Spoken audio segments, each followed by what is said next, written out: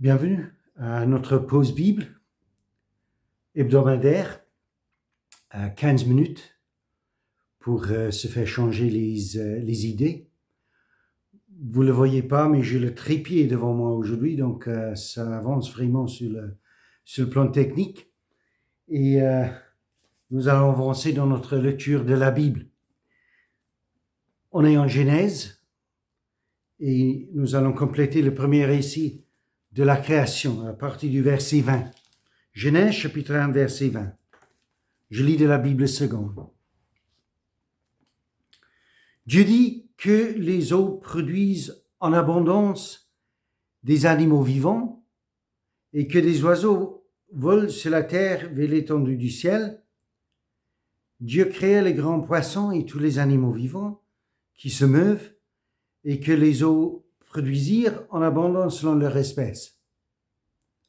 Il créa aussi tout oiseau ailé selon son espèce. Dieu vit que cela était bon. Dieu les bénit en disant « Soyez féconds, multipliez et remplissez les eaux des mers, et que les oiseaux multiplient sur la terre. » Ainsi, il y eut un soir, il y eut un matin, ce fut le 5e jour. Dieu dit que la terre produise des animaux vivants, selon leur espèce, du bétail, des reptiles et des animaux terrestres, selon leur espèce. Et cela fut ainsi. Dieu fit les animaux de la terre selon leur espèce, le bétail selon son espèce et tous les reptiles de la terre selon leur espèce. Dieu vit que cela était bon. Puis Dieu dit, faisons l'homme à notre image, selon notre ressemblance, et qu'il domine sur les poissons de la mer, sur les oiseaux du ciel, sur le bétail, sur toute la terre, et sur tous les reptiles qui rampent sur la terre. Dieu créa l'homme à son image. Il le créa à l'image de Dieu. Il créa l'homme et la femme. Dieu les bénit et Dieu leur dit, « Soyez féconds, multipliez, remplissez la terre et la subjuguez, et dominez sur les poissons de la mer, sur les oiseaux du ciel et sur tout animal qui se meut sur la terre. » Et Dieu dit, « Voici, je vous donne toute herbe portant de la semence et qui est à la surface de toute la terre, et tout arbre ayant en lui du fruit d'arbre et portant de la semence. Ce sera votre nourriture. Et à tout animal de la terre, à tout oiseau du ciel, et à tout ce qui se meut sur la terre, et ont en soi un souffle de vie, je donne toute herbe verte pour nourriture. » Et cela fut ainsi.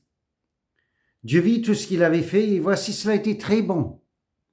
Ainsi un soir et un matin, ce fut le 6e jour. Ainsi fut achevé les cieux, la terre et toute leur armée. Dieu acheva au 7e jour son œuvre qu'il avait faite. Il se reposa au 7e jour de toute son œuvre qu'il avait faite. Dieu bénit le 7e jour et il le sanctifia, parce qu'en ce jour, il se reposa de toute son œuvre qu'il avait créée en la faisant.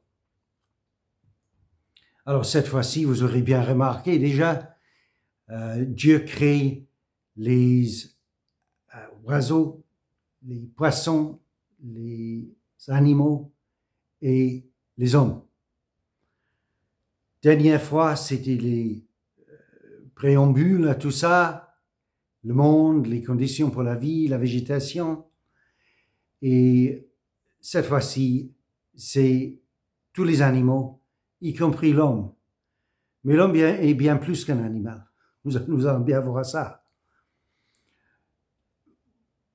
Vous aurez aussi bien remarqué la petite phrase qui se répète que Dieu créa tout animal selon son espèce.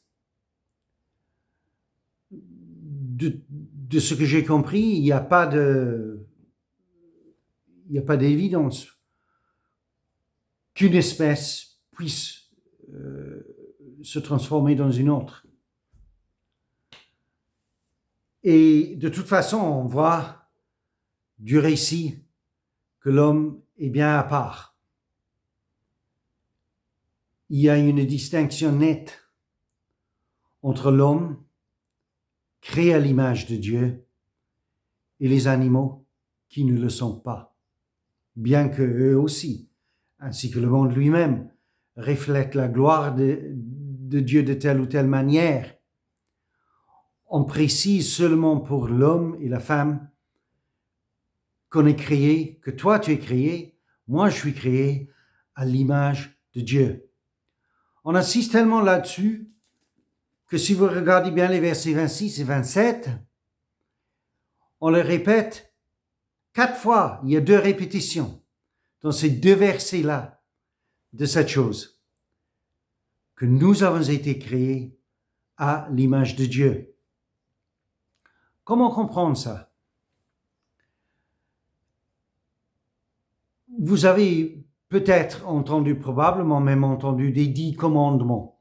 Il y a peu de gens qui n'ont jamais entendu parler de ces 10 commandements qui sont dans la Bible, dans l'Ancien Testament, des lois que Dieu a données à son peuple.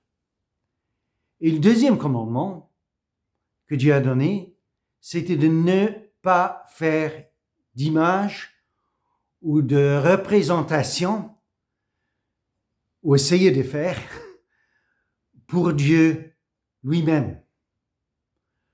Parce que Dieu est notre Créateur, parce qu'il nous dépasse de très loin, parce qu'il est mystère, nous ne pouvons pas, il nous interdit d'essayer de faire représentation de lui-même. Parce que bien sûr, les gens, ils ont toujours fait des idoles et des images. Mais Dieu, il sait que tout ce qui est moins que lui, même s'il y a avec de bonnes intentions, mettons, même si avec de bonnes intentions, on crée des images, des idoles, pour faciliter la louange, l'adoration, pour faciliter l'entendement des gens. C'est un piège, parce qu'au lieu de nous amener vers Dieu, ils vont nous égarer loin de lui. Donc, on ne peut pas faire de représentation de Dieu parce que, d'une part, il n'est pas possible de le faire. Il n'y a rien dans ce monde qui puisse représenter son Créateur, ou qui peut représenter son Créateur. Mais de l'autre côté, on voit dans notre lecture aujourd'hui qu'il y a fort probablement une autre raison que nous ne devons pas faire d'image. Parce que tout ce que nous faisons comme image pour représenter Dieu est moins que Dieu, mais aussi moins que nous. Je parle de quoi? Eh bien, si nous avons été créés pour rassembler à Dieu, si nous avons été créés à l'image de Dieu, ça veut dire que nous sommes cette image-là.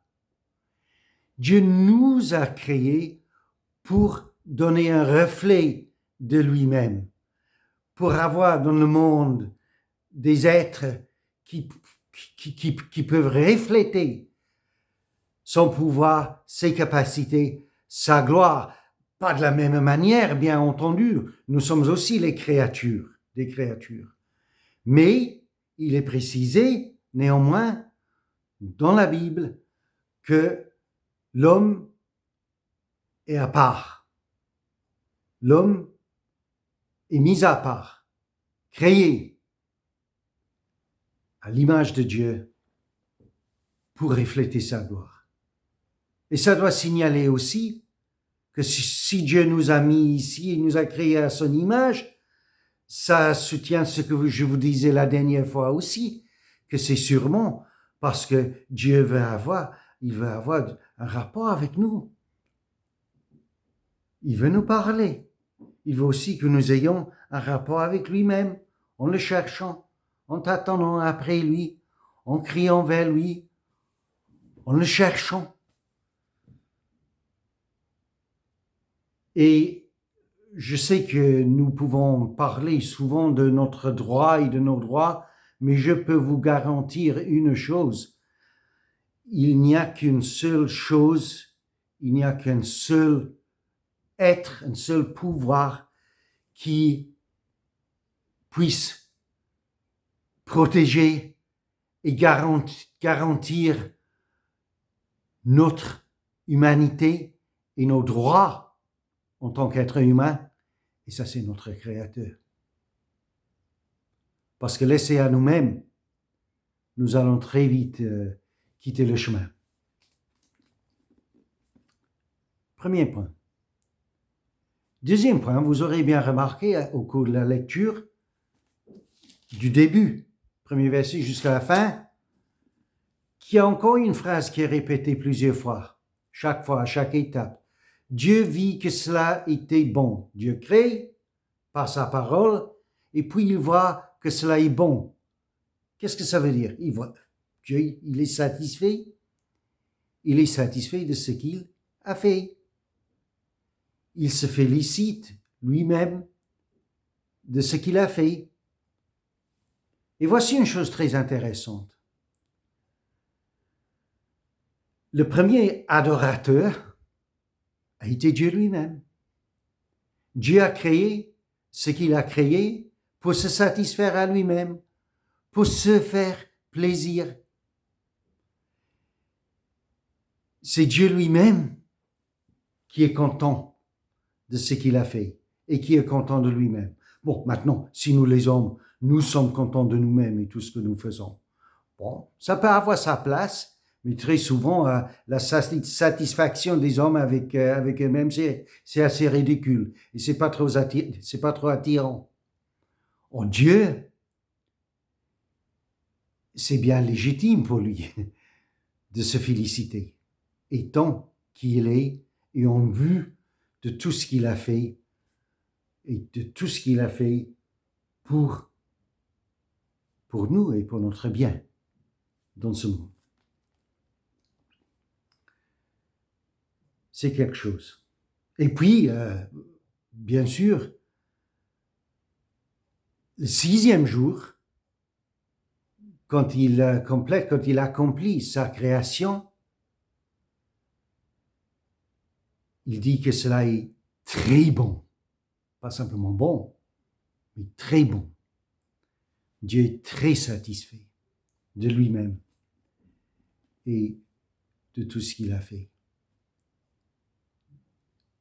Il prend un jour de repos, il se repose de ses œuvres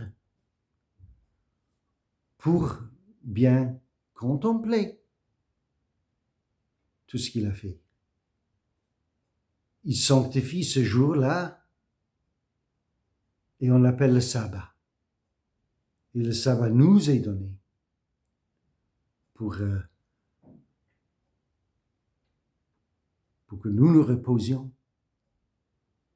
pour que nous contemplons les choses les plus importantes, pour que nous considérons notre Dieu, notre Créateur. C'est pour dire que la récréation fait partie de la création elle-même. On laisse là et on va continuer dans le 2e chapitre la prochaine fois. Au revoir.